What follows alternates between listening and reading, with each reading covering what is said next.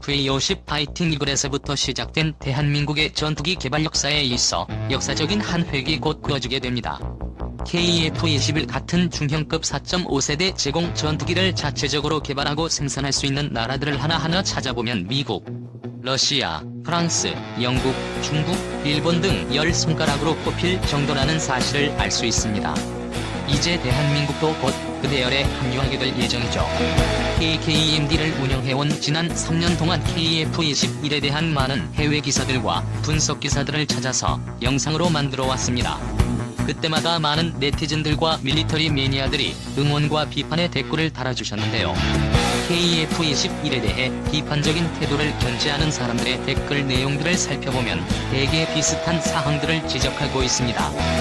F-35로 대표되는 5세대 스텔스 전투기가 출시되는 마당에 4.5세대 전투기를 개발한다는 것은 시대착오적인 발상이며 대한민국을 둘러싸고 있는 중국과 일본 그리고 러시아의 공군 전력을 생각해봤을 때는 KF-21은 기술 실증기 수준으로만 만들고 KF-21 개발 및 양산 비용으로 차라리 F-35를 더 구매하는 것이 옳다는 내용들입니다. F-35의 가격이 점점 떨어지고 있다는 점도 이들의 주장에 힘을 실어주었죠. 유명 언론과 유튜브를 통해 군사 소식을 전하는 모 군사 전문가가 가열차게 주장한 내용이기도 합니다. 전투기라고는 미국의 도움을 받아 경전투기 FA-50을 개발해본 것이 전부인 대한민국이 개발하는 KF-21은 실물이 등장하고 검증받기 전까지는 그 능력마저 신뢰할 수 없다는 주장도 함께 덧붙이고 있죠. 이에 대해 KF-21 개발을 적극적으로 옹호하며 그들과 반대되는 내용의 주장들을 하는 사람들도 나타나기 시작했습니다. 이들은 F-35가 최신 기술이 집약된 첨단 스텔스 전투기임은 부정할 수 없지만 전투기로서 가장 중요한 특성인 기동성과 무장 탑재 능력 그리고 가동률이 떨어지고 무엇보다도 기존 4.5세대 전투기의 2배 이상에 달하는 운용 유지비가 결정적인 문제라고 지적하고 있습니다. 이들은 또한 F-35만으로 전술기 숫자를 채우는 것은 매우 위험한 발상이며 미공군처럼 하이로우 믹스 전략을 구사하는 것이 합리적이라고 설명합니다. 레이더의 종처럼 탐지되지 않지만 무장 탑재력과 기동력이 떨어지는 F-35를 제대로 활용하기 위해서는 스텔스 성능은 다소 떨어지지만 기동성과 무장 탑재력이 우수한 KF-21로 보완해줘야 할 필요성이 있다는 주장입니다. 뿐만 아니라 가동률 측면에 있어서도 KF-21은 매우 중요한 의미를 가지는 전투기가 된다는 주장을 합니다. 이는 첫 번째 국산 전투기인 FA-50 사례에서 극명하게 드러나는 장점인데요. F-15K나 KF-16에 문제가 생겼을 때 해외에 있는 제작사와 계속 협의를 하면서 문제를 해결해야 하기 때문에 오랜 시간과 비용이 들어가는 것이 일반적입니다. 하지만 국산 전투기 FA-50은 국내에서 한국 항공우주산업을 통해 쉽고 빠르게 문제들을 해결할 수 있고 결국 그만큼 높은 가동률을 유지할 수 있게 되는 것이죠. 사실 공군 수뇌부가 KF-21 추진에 강한 의지를 보이는 이유에는 이러한 FA-50의 높은 가동률이 연관되어 있습니다. FA-50 같은 로급 전투기가 아닌 미들급 이상의 성능을 지닌 KF-21을 국내 기술로 생산하여 FA-50과 같은 효과를 누릴 수 있다면 공군의 입장에서는 더할 나위 없이 바람직한 상황이 될 것이기 때문입니다. 이상 KF-21에 대한 반대론과 찬성론의 입장을 차례대로 살펴보았는데요. 여기에 쐐기를 박을 수 있을지도 모르는 해외 기사 하나가 2021년 2월 18일 미국의 군사 전문지 popularmechanics.com에 게재되었습니다. 어떤 내용인지는 번역된 기사를 함께 읽어보면서 파악해보도록 하겠습니다. 약간의 힌트를 드린다면 미공군은 F-35A의 천문학적인 운용 유지비와 작전 임무 시행 시 드러나고 있는 여러 문제점들 때문에 F-35A의 도입 숫자를 앞으로 더 줄여나갈 계획이며 도태 예정인 고령의 F-16 전투기도 F-35A가 아닌 새로운 4.5세대 전투기로 대체해 나갈 계획을 세웠다는 내용의 기사입니다. 그리고 그들이 원하는 4.5세대 전투기의 조건들을 설명하는데 읽어나가다 보면 저절로 머릿속에 떠오르는데 전투기가 하나 있으니 그게 바로 대한민국이 만들고 있는 4.5세대 전투기 KF-21입니다. 기사 내용 중에 KF-21이라는 내용이 하나도 없다며 낙실하고 비판하는 시청자 또한 분명 존재할 것입니다. 그런데요. 이 기사에 실려있는 전투기 사진은 딱 3가지 종류가 있습니다. F-35E, F-16 그리고 KF-21입니다. 사실 4.5세대 전투기라고 하면 프랑스의 라팔도 있고 유로파이터 타이푼도 있으며 미공군 내에서도 F-15X, F-16V, FA-18EF 등등이 존재하고 있음에도 불구하고 기사에 등장한 4.5세대 전투기는 대한민국의 KF-21단 한 종류뿐입니다. 과연 이를 우연의 일치라고 치부할 수 있을까요? 해외 기사 원문을 살펴본 뒤 이야기를 정리해 보도록 하겠습니다. 미공군은 노후화되어가는 F-16 파이팅 펠컨을 부분적으로 대체하기 위해 최신형 4.5세대 전투기를 도입하는 사업을 고려하고 있다. 한때 미공군은 모든 F-16을 F-35 합동 타격 전투기로 교체하는데 전념하고 있었지만 F-35 스텔스 전투기의 운용 유지비가 하늘 높은 줄 모르고 치솟음에 따라 고민 끝에 생각을 바꾸고 있는 것으로 보인다. 미공군이 염두에 두고 있는 이 신형 전투기는 F-35보다 스텔스 성능은 부족하겠지만 F-35가 지니고 있는 다른 기능들을 상당수 탑재할 수 있을 것으로 예상된다.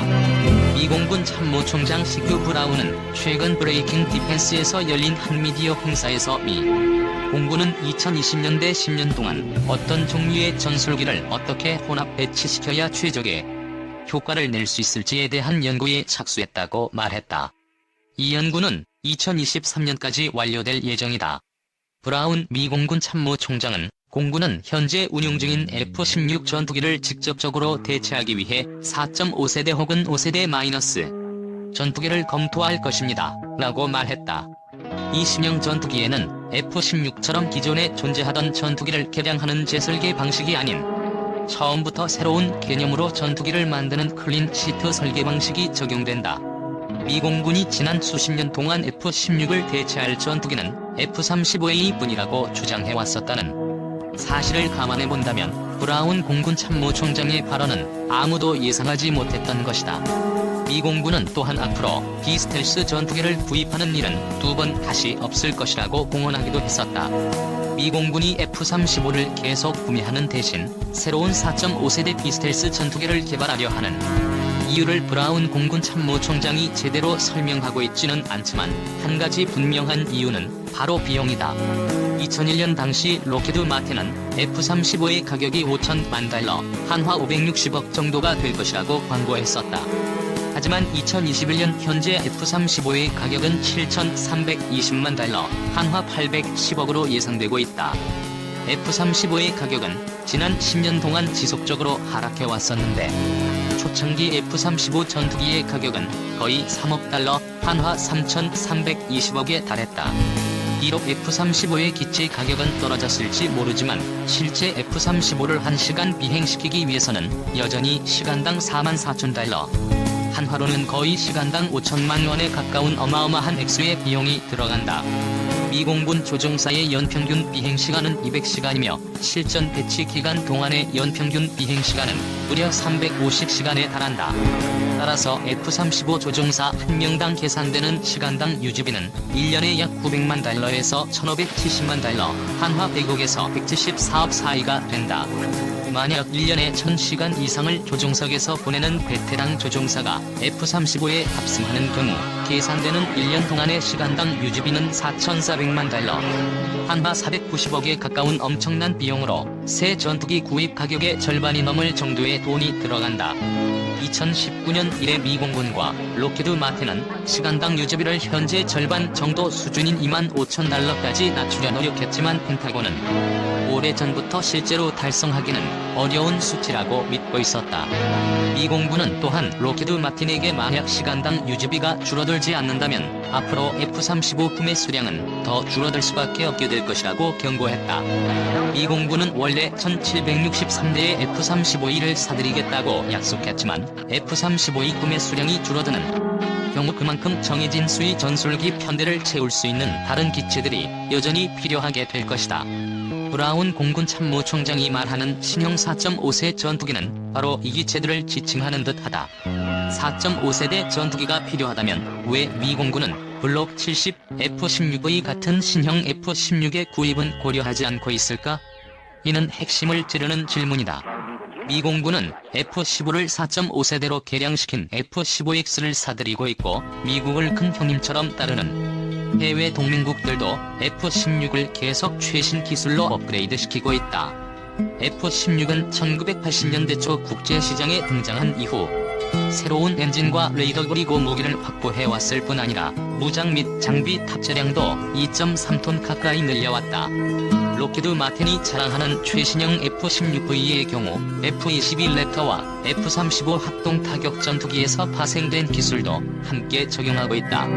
브라운 미 공군 참모총장은 기자들에게 저는 기존의 전투기와는 다른 새로운 능력을 지닌 전투기를 원하고 있으며 우리가 원하는 능력의 일부만을 보유하고 있는 F-16은 이에 포함되지 않습니다. 신형 전투기에는 현재 우리가 개발 중인 디지털 접근 방식을 사용하게 될 것입니다. 라고 말했다. 브라운 공군 참모총장은 최근 미 공군이 비밀리에 새로운 전투기를 1년 만에 설계하고 만들고 테스트하기 위해 사용했던 새로운 디지털 공학 기술을 언급하고 있다. 그에 비해 F-35는 설계에서 테스트 비행을 하는데까지 무려 13년이라는 시간이 걸렸다. 미 공군은 F-16에게 여러가지 부족함을 느끼고 있는데 그중 하나가 바로 F-16의 좁은 작전 반경이다. 미국의 정책 위반자들에게 있어 세계적 군사 강국으로 떠오르고 있는 중국 인민군과 다시 예전의 힘을 회복하고 있는 러시아는 잠재적 위협 요소로 이들과의 갈등 상황이 멀리 떨어져 있는 아시아 태평양 지역이나 유럽 지역에서도 얼마든지 발생할 수 있다는 가능성을 고려해야 한다는 현실을 상기시켜주고 있다. 이탈리아에 주둔하고 있는 미 공군 전투기가 유럽 러시아의 목표물을 타격하기 위해 1600km 이상을 비행해야 할 수도 있고 괌에 주둔하고 있는 미 공군의 전투기가 최대 사정거리에서 미국을 향해 초음속 미사일을 발사하려는 중국 폭격기를 먼 거리까지 날아가 미리 요격할 수 있는 능력이 필요할 수도 있다. F-35는 많은 장점을 지니고 있지만 장거리 비행 능력은 그 장점 속에 포함되어 있지 않다. F-35가 처음 설계되었을 당시만 해도 장거리 비행 능력은 설계자들이 상정할 수 있는 범위 밖의 문제였다. F-35가 먼 거리를 날아가 맡은 임무를 완수하기 위해서는 외부 연료 탱크의 장착이나 공중 급유기로부터의 연료 제급이 필수 사항이 될 수밖에 없는데 아무리 F-35가 스텔스 전투기라고 해도 공중 급유 시 가까이 근접해 있는 공중 급유기는 레이더에 선명하게 나타나며 외부 연료 탱크를 장착한 F-35 역시 레이더 반사 면적이 급격하게 커질 수밖에 없다. 즉 5세대 스텔스 전투기 F-35에게 장거리 임무를 맡기기는 어렵다는 뜻이다. F-22와 F-35는 주로 스텔스 기술에 의존하는 이른바 5세대 전투기다. 이에 비해 4.5세대 전투기는 일반적으로 5세대 전투기의 기술을 내장하고 있지만 스텔스 기능은 일정 부분 배제시킨 전투기를 의미한다. F-35의 천문학적인 운영 유지비 중 큰 부분을 차지하고 있는 것이 바로 스텔스 성능을 유지하기 위한 도료와 자재이기 때문에 스텔스 성능을 포기한다면 상당한 비용을 절감할 수 있다. 브라운 공군 참모총장이 생각하고 있는 신형 전투기는 FA-18이 F 슈퍼호넷 전투기처럼 레이더 반사 면적을 줄이는 기술을 일부 내장될 테지만 스텔스 전투기와는 달리 각진 직선 형태로 만들어지지는 않을 것이다. 이 4.5세대 전투기는 더 큰 내부 연료 탱크를 수용할 수 있도록 F-16보다 크기가 더 커질 것이다. 이 전투기의 나머지 부분은 F-35와 동일한 기능을 갖추게 될 것으로 보이는데 여기에는 첨단 AESA 레이더, 빛의 외부 상황을 360도 전방위로 감시할 수 있는 다수의 적외선 카메라 세트 그리고 다른 미군 군용 항공기, 전투함 및 기타 시스템과 데이터를 공유할 수 있는 데이터 링크 시스템 등이 포함된다. 확실하지는 않지만 신형 4.5세대 전투기는 F-16과 마찬가지로 단발 엔진 기체로 개발될 가능성도 있다. 이 신형 4.5세대 전투기는 F-35에게 어떤 의미로 다가올 것인가? 적기들을 배제하여 제공권을 장악하고 적의 방공망을 뚫고 들어가기 위해서 여전히 F-35의 도움을 필요로 하겠지만 미 공군이 앞으로 F-35 합동 타격 전투기의 구입 숫자를 처음 계획보다 상당한 숫자로 감소시킬 것임은 분명해 보인다. 만약 정말로 미 공군이 4.5세대 전투기를 새로이 만든다면 F-35를 성공적인 프로그램이라고 평가하기는 어려워지게 될 것이다. 지금까지 2021년 2월 18일 파퓰러 미케닉스.com에 게재된 더 에어포스 메이 빌드 A4.5 제너레이션 파이터 Z2 리플레이스 더 F-16라는 제목의 기사를 번역하여 소개해드렸습니다. 혹시라도 잊으셨던 분들을 위해 다시 강조해드리자면 이 기사에 실려있는 전투기 사진은 딱 3가지 종류가 있습니다. F-35E, F-16 그리고 KF-21입니다. 사실 4.5세대 전투기라고 하면 프랑스의 라팔도 있고 유로파이터 타이푼도 있으며 미 공군 내에서도 F-15X, F-16V, FA-18EF 등등이 존재하고 있음에도 불구하고 기사에 등장한 4.5세대 전투기는 대한민국의 KF-21 단 한 종류뿐입니다. 그렇다면 왜 미 공군이 원하는 4.5세대 전투기를 언급하는데 파퓰러 미케닉스.com은 굳이 KF-21의 사진을 집어넣었을까요? 사실 미국 언론들은 KF-21을 줄곧 스텔시 뉴 F-16이라고 불러왔습니다.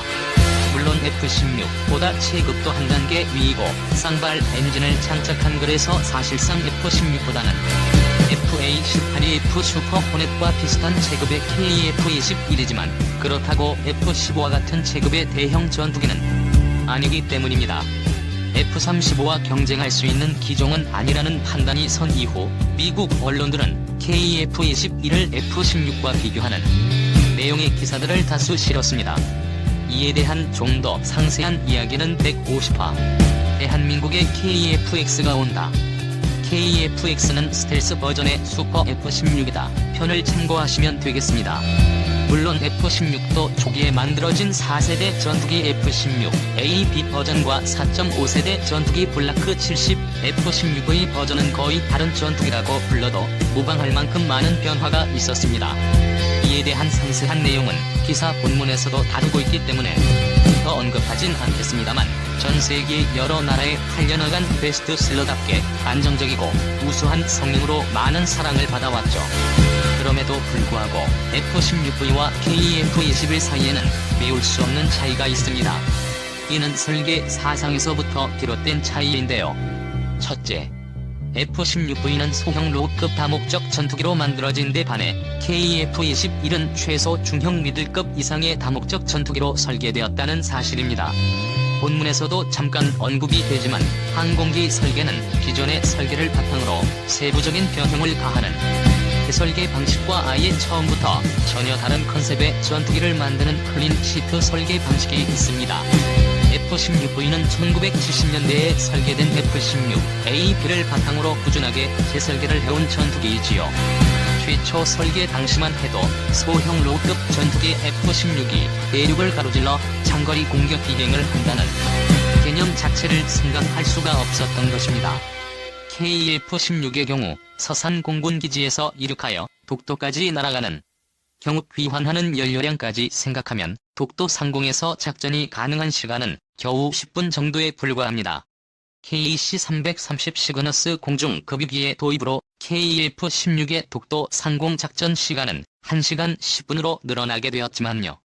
물론 미 공군이 사용하는 F-16은 컨포물 연료탱크와 외부 연료탱크 등을 장착하여 항속거리를 늘리기는 했지만 그만큼 레이더 반사 면적이 늘어나고 공기 저항도 많이 받게 됩니다. 즉, 기본적으로 내부 연료탱크의 용량이 커야 할 필요가 있고 이를 위해서는 기체 자체가 중형 이상의 크기가 되어야만 합니다.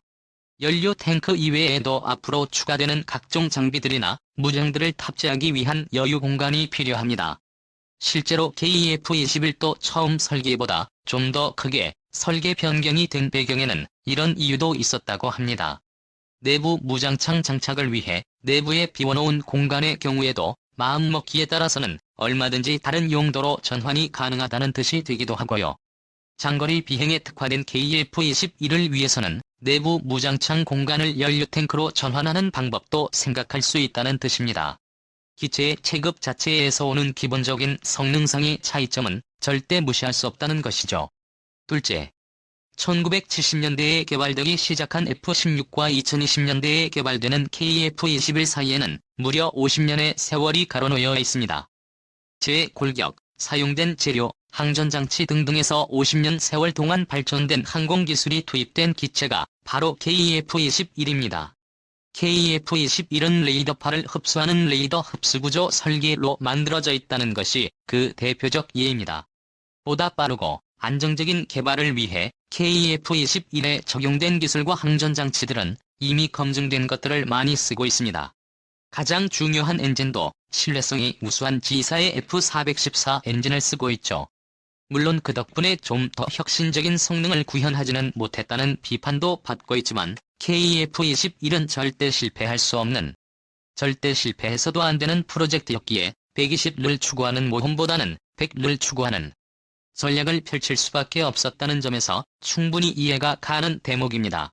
그 외에도 본문에서 브라운 미 공군 참모총장이 새로운 신형 4.5세대 전투기에 요구되는 조건으로 열거하고 있는 첨단 AESA 레이더, 기체 외부 상황을 감시할 수 있는 적외선 탐색 및 추적 장치 그리고 다른 군용 항공기, 통합 및 기타 시스템과 데이터를 공유할 수 있는 데이터 링크 시스템 등도 모두 KF-21에서 구현되고 있는 기능들입니다.